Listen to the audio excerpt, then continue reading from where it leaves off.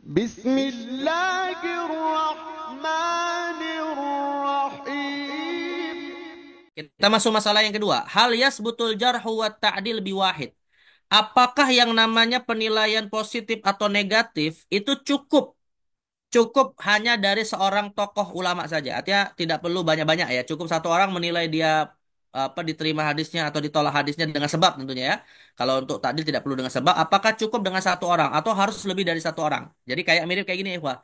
Mirip seperti misalnya kesaksian melihat hilal Ramadan.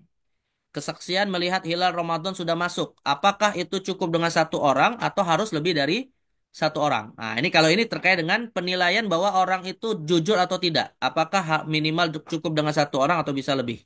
Ya, nah maka dalam hal ini kata Syetohan as-sahih, pendapat yang sahih, berarti pendapat yang paling kuat, annahu yasbutul jarhu wa ta'dil biqauli wahid.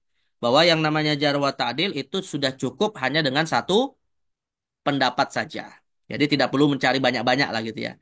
Tapi ada pendapat yang lain mengatakan wakila la budda min itsnaini. Ya, ada pendapat yang mengatakan harus minimal dua orang. Wa hadzal qaul ghairu mu'tamad. Tapi kata Syatohan, pendapat kedua ini dianggap tidak diakui, ghairu mu'tabar ya, tidak diterima. Ya, jadi pendapat yang paling kuat yang diakui oleh kebanyakan ulama naqadul hadis, para pengkritik pengkritik hadis adalah cukup dengan satu muadil saja. Ya, misalnya nih kita membaca kitab Imam Ibnu Hajar Asqalani. Nanti kita akan mengenal ya musonafatnya ya, karya-karya ulama yang menulis tentang jarh wa ta'dil ini.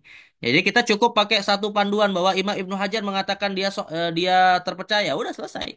Ya, atau misalnya dia ada celah dengan sebab-sebab misalnya. Ah, udah selesai, tidak perlu mencari apa namanya penguat dari muadil yang lain.